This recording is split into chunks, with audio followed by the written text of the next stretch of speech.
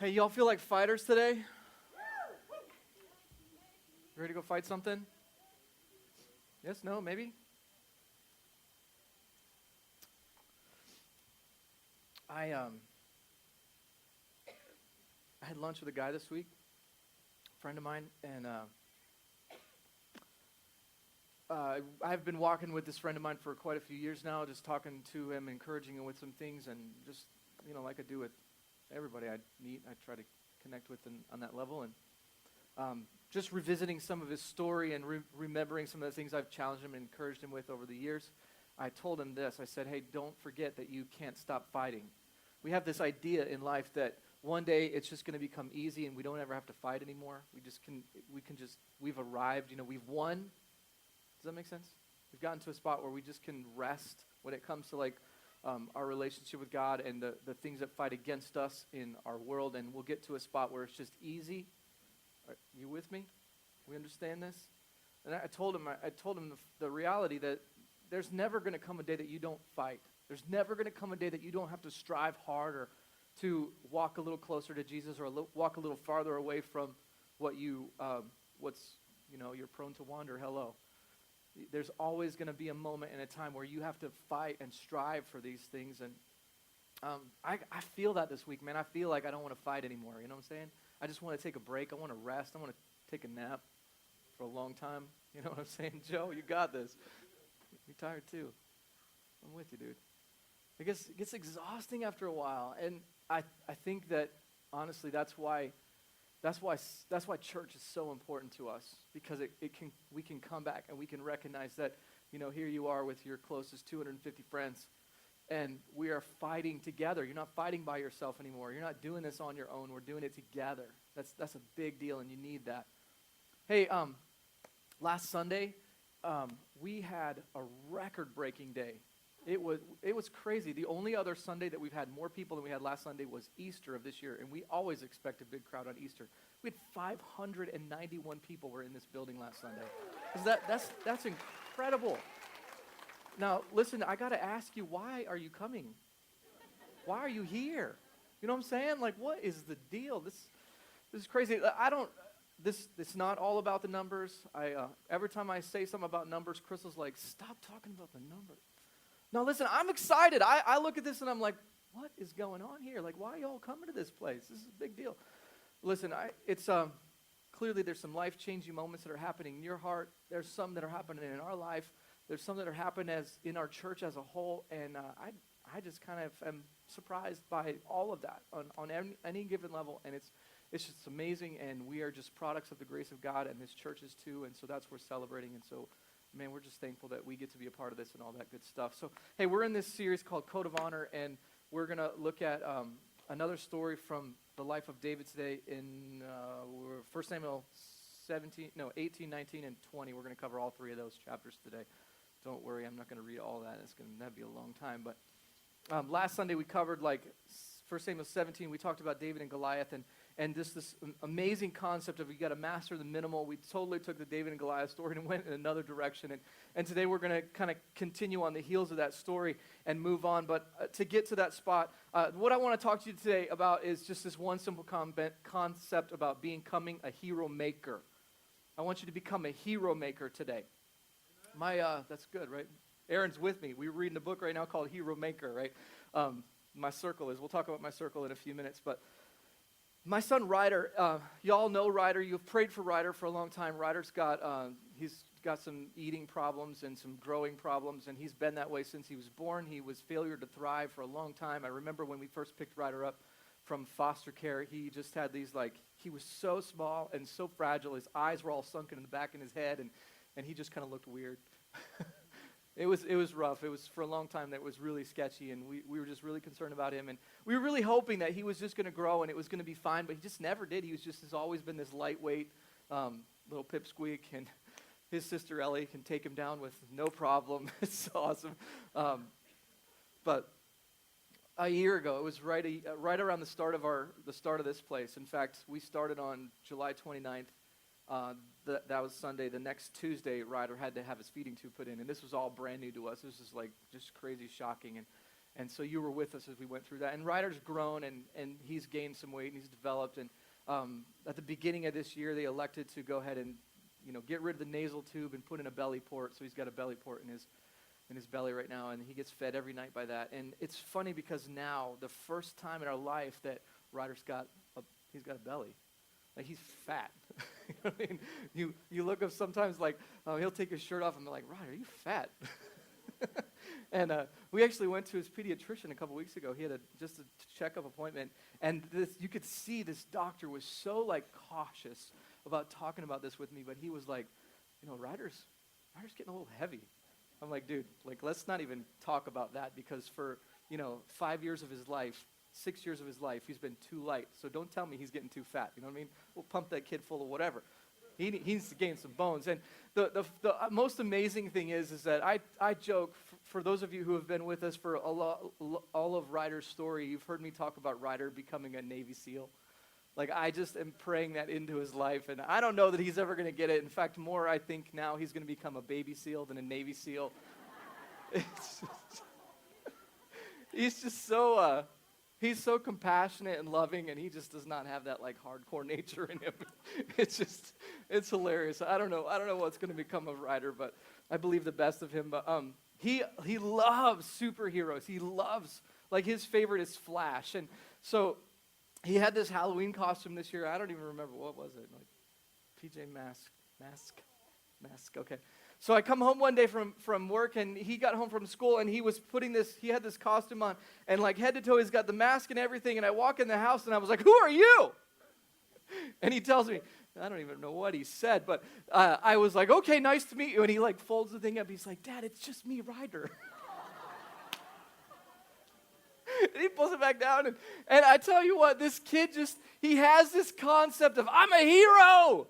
I'm just so amazing, and he'll take it to as far as he can go, and it's just hilarious. And even though let's face it, you think your kids are cute, right? And then there's that moment that you just hate it. Can I get a witness, please? I'm not alone in this, but I love the fact right now, love and hate the fact that everywhere I go, I have to tell Ryder, stop running around. Everywhere. He'll come out of his class at Kids Point, and he'll just circles around this building. And I'm like, stop it. Stop running through this church. It's not a big deal. It's not a big deal at all. I just don't want him to trip over somebody or break his nose or whatever. Last Sunday, he made a run-in with a wall or something in Kids Point, cut his ear, or whatever. He's just getting all this energy, and I just want him to be protected and safe. I really don't care about him running around, but it's just different. This boy's growing up, and he's getting strong, and he's got this hero idea. And the thing is that the joy that I see in him about becoming a hero, I want to see in everyone. That's infectious. Don't tell me if I'm wrong that you love to be the hero of whatever. You love it. Well, let's think about it like this. You're like, how does this flesh out? Like, for me right now, my wife put me to work at our house. All the time. She does this, and she just comes up with these ideas. She's like, can you do this? Here's the picture. Can you make this happen? Sure, we'll figure it out.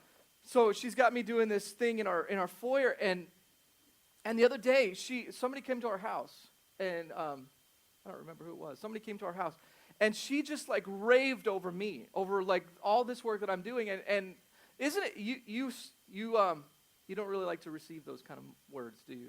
Kind of like to close your eyes and walk into another room, because I don't want to be recognized like that, right? I don't want it. But the thing I do love is the fact that she's treating me like a hero to somebody else. Does that make sense? We love to be the hero in the story, don't we? Don't we? We love to be the hero in the story. In every child, you see them love to be the hero. When they get some kind of accomplishment, and you focus on that, and you give them praise for what they're doing, you just see them grow like crazy. They just get so proud and just over the moon with, wow, you think that of me? That's amazing. We want them to have those moments. And the reality is that inside of us is that childlike heart that loves to be the hero. We love to be the hero. So my concept today that I want you to walk into is the fact that we need to give somebody else, you need to be able to give them the ability to be the hero. You need to become a hero maker. Listen, our world needs heroes, right? The world needs heroes, right? Well, more than our world needs heroes, our world needs hero makers. It needs your job to be able to hand out a hero-making ability to somebody else. I know this sounds really like facetious and almost Kids Point level, but listen, the reality is that if we can't learn like a child, if we can't learn at their level, then who do we think we are? In fact, some of us probably need to stay at Kids Point level for a long time until we really get this, until we can really understand it, until we can really build some heroes into people's lives. Somehow, here's the frustrating part, is that somehow, though, you and I have resorted to far less than hero level. Probably as a result of one thing, there's just nobody sowing into you that hero status. Nobody's investing in you to get you to a higher level. Nobody's calling out of you, telling you that you can become something greater, that you have potential to do something more emphatic or more impactful in the world around you. You have it. You have it. You just got to foster it. One of the biggest obstacles that you and I face is jealousy. Because the reality is that if you're going to make a hero, they're going to become better than you. And that's a tough pill to swallow. It's tough to be able to get somebody to a spot where you can launch them farther than you are. But that's exactly what our perspective, and from a biblical perspective, that's exactly what Jesus wanted us to do. We have these things called at our church. I created them a long time ago, but we call them rules of multi-staffing. I didn't know what else to call it, but I just came up with these ideas, rules of multi-staffing. I came up with 10 or 11 of them, and one of them is called Everybody Builds the Team. And it's the idea that it's no one person's job to make sure that our church is staffed when it comes to all of our areas, Circles, the Hub, our cafe, Kids Point, our tech team, our worship team, the care team, so many different teams that we have. It's no one person's job to make that all happen, because we need to be able to carry the weight of our whole church rather than one person carry the weight of their whole team. It just can't happen. And one of the things I told our staff when I was walking them through this idea is that if I catch you doing the work, well, you'll be in trouble. I don't know what I was thinking about, like what trouble you're going to get into. But my idea is that we need to be able to give people permission. We need to give permission for people to get involved. Everybody wants to know what they can do. They want to be involved with something, so let's give them permission to be involved. I want you to be able to carry the work. I want you to be able to have a piece in this place too. That right there is an element of like hero-making status. I want you to be the hero of this story too. So where do you fit? What do you do? I want you to look today at this story with David and Jonathan from 1 Samuel chapter 18. This story, usually this story talks mostly about friends. I mean, there's an incredible element of friendship that happens between David and Jonathan. But as I was looking at this story, the more profound element I got was this idea that Jonathan was pushing David into this hero level. He was making a hero out of David. And I felt like the best thing that you and I could learn today is about this one concept alone. So 1 Samuel 18, verse number 1, it says this. It says, David and Saul finished talking. Now this is post David and Goliath, okay? This was just happened. And soon David and Jonathan became best friends. Listen to this line. Jonathan thought as much of David as he did about himself. And as soon as I read that line, it drew me to another scriptural principle that's found in the New Testament. I want to take you to there in just a minute. It says this in verse number 2. It says, from that time on, Saul kept David in his service and would not let David go back to his own family. I think in this moment, like, Saul has good thoughts about David. Like, this guy is amazing. He's got some incredible capability. I want to keep him close. I want to be able to foster his leadership, be able to put him in charge, give him some ownership over some things, because this guy is amazing. He's got some amazing talent as hand. Now, listen, I want to take you to Philippians chapter 2. Just for a minute. This is not going to be on the screen. This is just extra free content. Okay, write this down. Philippians chapter 2. This is the Passion Translation. The Apostle Paul is writing this. He's writing this from prison. And he's talking to a church of people. Mostly, I like to think about this as he's writing to the pastor, okay? He's writing this letter to the person who's in charge of this church. And this is what he says to this guy. He says He says, so I'm asking you, my friends, that you would be joined together in perfect unity with one heart, one passion, united in one love, walk together in one harmonious purpose, and you will fill my heart with unabounded joy. And then he says this in verse number 3. He says, be free from pride-filled opinion, for they will only harm your cherished unity.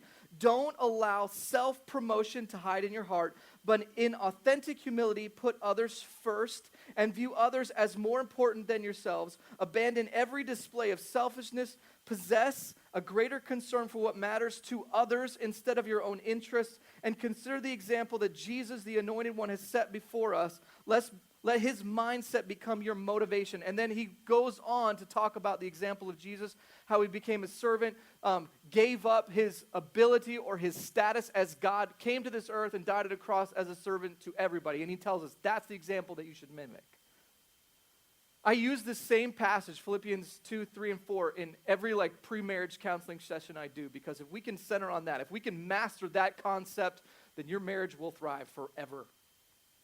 It's more about you than me.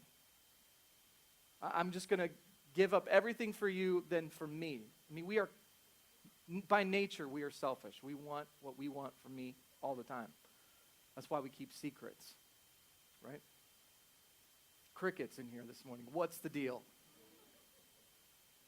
I see this nature in Jonathan as he looks at David and he says, listen, if I can just push you forward, you've got so much potential. You've got so much inside of your heart and inside of your life, and I believe that God's called you to something. At this point, we don't know. We have no idea what, if Jonathan knew that David was going to become the future king. We have no idea. We have no concept if he had knowledge of that or not. My guess is that he did not. I don't even think Saul knew at this point that David was going to be the next king of Israel. He'd already been anointed, I believe. But we've got this concept that Jonathan is like, man, David, you've got some incredible potential. Verse number 3 says this, Jonathan liked David so much they promised to always be loyal friends. Jonathan took off his robe that he was wearing, gave it to David. He also gave him his military clothes, his sword, his bow, his arrows, and his belt. David was a success in everything that Saul sent him to do, and Saul made him a high officer in his army, and that pleased everyone, including Saul's other officers. Now, I think that the one caveat to this is that it did not really make Saul a whole lot happy.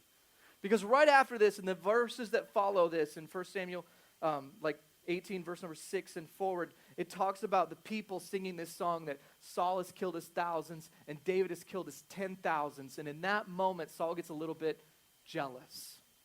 He gets a little bit distraught over this because now there's competition. The people like this kid, 17-year-old pipsqueak, more than they like me. And he got mad. He got hopping mad. He got super jealous over this. In fact, I mean, some of you know the story. I don't want to insult your intelligence. Tries to pin David to a wall with a spear at least twice because he's just mad over this. He just wants to see this kid gone. He wants to see it done. It's this idea that Saul wants for him what he wants for him, and he doesn't care what harm he does to anybody else. I have some other opinions about Saul and his composure, but Crystal told me that I should keep it to myself. I don't know. There's just some things I see about him. I think the one thing I see from this is that we need to realize that by trying to control all the heroes, it makes them, whoever them is, the ultimate villain. I mean, if we're using this hero-villain idea, what does it make Saul by recognizing that this kid's got some super potential, but I'm going to stifle it? I'm going to hold him back. I'm going to restrict his ability. In fact, I'm just going to try to kill him. This is awful. I just kind of wonder, when you look at your story and the people that surround you, do you push them forward or do you hold them back? Because we do have a choice, literally in everything we do. I think you could probably look at your life from the hero being made status. In other words, I have potential and this person's holding me back, right? Can you see that? Can you see those people that you can clearly identify their face and you can identify their story and the thing that they held you back with, they restrained you. But then I kind of wonder, put yourself on the other side of it. Who are you restraining? Who are you holding back just because you want the position and the prominence and the recognition more than you want to encourage them to move forward? Listen, if our world needs heroes, and more than that, our world needs hero makers, what are you going to be? What are you going to choose? And let's just fast forward a little bit to 1 Samuel 19. Verse number 1, it says this: one day Saul told his son Jonathan and his officers to kill David. Jonathan liked David a lot, and he warned David, my father is trying to have you killed, so be very careful. Hide in a field tomorrow morning, and I'll bring him there. Then I'll talk to him about you, and if I find anything, I'll let you know. So this whole story goes on. It says, the next morning, Jonathan reminded Saul about the many good things that David has done for him, and then he said, why do you want to kill him? Why do you want to kill David? He hasn't done anything to you. He has served in your army and has always done what's best for you. Even risked his life to kill Goliath. The Lord helped Israel win a great victory that day. And he made you happy, and Saul agreed and promised, I swear by the living Lord that I won't have David killed. He was lying. I mean, clearly, right after this, he tries to kill David again. And then it just become all worse. I mean, Saul sent an all-out army just to chase David down and kill him. That's over and over and over again. There was just this jealous, outrageous, hatred, bitterful attempt. Bitterful, is that a word? No? The teacher says no. Bitter, full of bitter. There we go. He was just hopping mad. Can we go with that?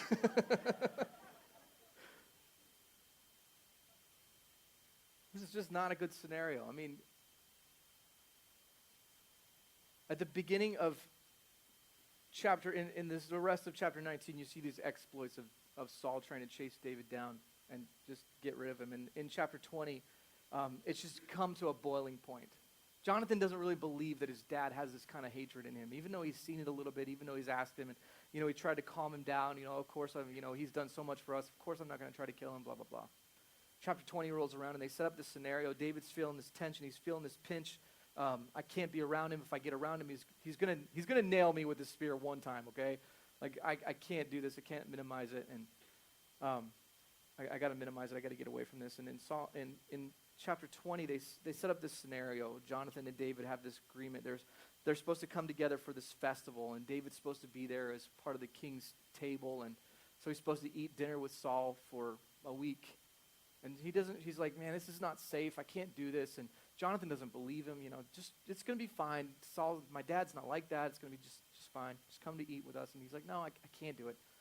And they come up with this agreement. You sit down with your dad and you tell him that I went to, come up with a story. I'm going back to visit my family and see what he says, see what his reaction is. And so the first night they sit down and Saul sees his empty seat and doesn't say anything. He just assumes something, he's not here. I don't know why, whatever. The next night he sits down and David's still not there. And so he just asked the blank question, why isn't David here? Where's that son of Jesse? Why isn't he? What's going on? And so Jonathan says, he went to visit his family. He went to sacrifice or do something with his family. And Saul gets just hopping mad. And he uses these words. He says, Saul was furious with Jonathan and yelled, you're no son of mine, you traitor. I know that you've chosen to be loyal to that son of Jesse, and you should be ashamed of yourself. Your own mother would be ashamed that you were ever born. What kind of father would use these words towards his son in this way? He says this. Now here it all boils down to this one thing. You will never be safe, and your kingdom will be in danger as long as that son of Jesse is alive. Now, we got to put all this in perspective, because when to look at this hero maker idea with that thought in mind raises it to a whole new level. Because who Jonathan was the rightful heir of the next throne. And he recognizes and sees the fact that here's this kid, David, my best friend, and he's going to make a better king than me. He even says that. In chapter 23, we're going to get outside the confines of the text here that's kind of given to me today. But in 1 Samuel chapter 23, it says this: Jonathan went to see David, and God helped him encourage David. He says this: don't be afraid, Jonathan said. My father Saul will never get his hands on you. In fact, you're going to be the next king of Israel, and I'll put myself second. What an incredible element. What an incredible idea of just, I see this in you. I see in you something that is just amazing, and I want to do everything I can to help you get to that spot. What would What would it mean to you if somebody came alongside of you and said, man, this is what I see in your future. This is what I see in your potential. This is what I see in your whatever. Let me tell you like this.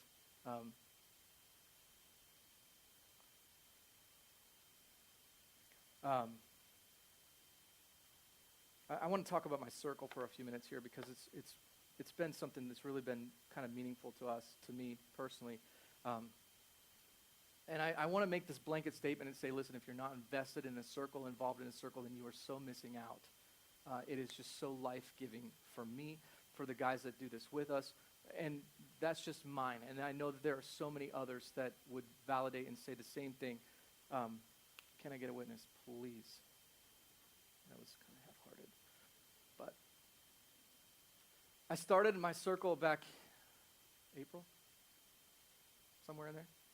I started it with the idea of, we did the Series 1 thing back in July, and I wanted to just invest into those 4 guys that were going to speak on this stage. I had seen something in them, and I wanted to encourage them and develop them and foster some things in them. And so we started meeting, like, at a very ungodly time.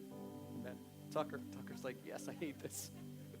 We meet at 5:30 on Thursday morning at Starbucks. And listen, I'm telling you this because I want to tell you that my circle's open for business. I don't want it to be us 4 no more anymore, okay? Make sense? These guys know this. I've already talked to them about this. But I have this idea that what if we just started running open circles to where you can come. It's a neutral place, it's a neutral time, and we're going to continue. We're going to do our thing. It doesn't have to be, there doesn't have to be a matchmaker status, but I just want you to come and hang out, and we'll have this conversation together. I mean, if iron sharpens iron, it doesn't really matter what kind of iron it is. It's just gonna help, right? It's gonna help. And so, listen, if you want to come hang out with us, if you want to have coffee at a really ungodly hour, and talk about some things that the Lord is directing us to, 5:30 Thursday morning, Starbucks, Chambersburg, Shippensburg soon, but Chambersburg now, okay? But one of the things that I started recognizing is that one of our guys, Rich Cordell, who's not here today. Rich is not here yet? No, I don't think so. His father passed away on Friday, Thursday night, and so I'm sure that his family's just kind of wrapped around that today. But you all heard Rich say back in July that his dream had died, and that his dream was to start an orphanage in Romania. Some of you may remember this, some of you may not, but I remember when he said that, and it just stuck with me. I would not let it go. And I remember talking about the concept of, your dream's not dead, it's just dormant. You'll remember that conversation that we had. And I remember one of our circles a couple weeks ago, we were talking about this idea of dreams. And I see in you, and you can do this, and you have this potential, and your dream's not dead. And I actually just texted him right after a circle one day, and I said, hey, what if we together went to Romania next year just to see what God might have? And it blew his mind. And to the fact that he started researching, started pulling together, like, what if this could become something? All because we sat down one day and had a conversation about, I see something in you. And it would mean that you're going to leave here and you're going to go somewhere else and you're going to do something bigger and better. And that's my job. That's my passion. If I can push and promote a few guys to become heroes somewhere else, haven't we all won? Isn't that exactly our goal and our purpose and our point? I got another little passage that I want you to see today. It's from 3 John. I can't remember the last time I read 3 John. It's just like you sneeze and it's gone. It's just that it's just so short. But I remember when we were missionaries, Crystal and I, we went to this church one time in Palm Coast, Florida. And the pastor preached from 3 John, and it was directly to us. It really left a mark on me. Not many of our travel things did because we were in so many different churches, but this one left a mark on me. And he talked about this idea, John, who wrote this letter, talked about this idea of launching people forward. And so John writes this, he says, from the elder to my dearly loved brother, Gaius is his name, whom I truly love. And he says, beloved friend, I pray that you are prospering in every way and that you are continually enjoying good health, just as your soul is prospering. I was filled with joy and delight when the brothers arrived and informed me of your faithfulness to the truth. They told me how you live continually in the truth of Christ. It's the greatest joy to my life to hear that my children are constantly living their lives in the ways of truth. In other words, he's saying, listen, I see that you've taken the hero I built in you and you're taking it farther. And I'm so proud of that, is what he's saying. He says, my beloved friend, I commend you for the demonstration of faithful love by all that you have done for the brothers on their journey, even though they were strangers at the time. They have shared publicly with the congregation about the beautiful acts of love that you've shown them. Now, if you'd be so kind to send them on your way with a generous gift, in other words, keep the hero making moving. Keep pushing them along in a manner that would honor God. You see, it was their passion for the glory of the name of Christ that launched them out, and they've not accepted financial support from unbelievers. They're deserving of all the support we give them because through our giving, we can partner with them for the truth. Now, listen to this. I've already written you once about this, but this guy, his name is Diotrephes, who loves to be in charge and recognized as first among you, does not acknowledge our authority. So if I come, I'll address what he's doing. Do you see what he's saying? He just illuminated two contrasts. I've created a hero in you, and you're creating heroes in others, but then there's this guy who's a part of your church, and he's all about himself. Do you see this? This is exactly what God tells us not to do. Listen, I know that you've got some people in your world. I know that you've got some people in your surrounding and in your life. And I know that you've got some people in your surrounding, in your life, who can go forward and go fast. You just need to give them permission. You just need to unhook them, unleash them with the potential that God has given to them. They don't know they have the permission. Maybe it's a Jesus thing. Maybe it actually has to do with church or Christ or a relationship. But maybe it has nothing to do with it. Maybe it's just a career move. Maybe it's just the fact that, man, I see some really amazing potential in you, and you should work on it. You should foster it. Use some encouraging words to these people in your world. Send them forward. Launch them out. You know, we talked about at the very beginning about Ryder and this idea that every child wants to be a hero. Every one of us has somewhere deep down inside of us has that childlike heart that still wants to be that hero. And I just look at my kids, and I look at them, and with the idea of how can I encourage them? How can I foster this in my own kids? How can I give them the permission to do something that they don't feel like they can do? And watch them and help them and encourage them and foster them with the idea of, man, you've got this. You've got the potential. You just need some opportunity. What if you went home today and just found a few things and said, man, I could do this. I could trust them to do this. There's somebody in my world, in my life, that I can make a hero out of. God, I want to just thank you today for a simple opportunity, a simple idea, a mindset that, can move our world really far and really fast. You know, when it comes right down to it, Lord, every single one of us has people in our proximity, in our circle, in our circumference that have some hero potential inside of them. And I pray that you would just give us the mindset to see that and to do everything we can to move them forward, to launch them, to give them the permission and opportunity for them to become a hero. God, I just thank you so much for what you invested into us. We wouldn't even touch on that today, the fact that you would come and that you would give us all this authority and permission and then say, you know what, when I leave here, the things that you guys are going to do is going to far surpass what I've ever done. I love that, God. And we love to be involved with where you're at work. So thank you, God, for who you are, for what you do. In Jesus'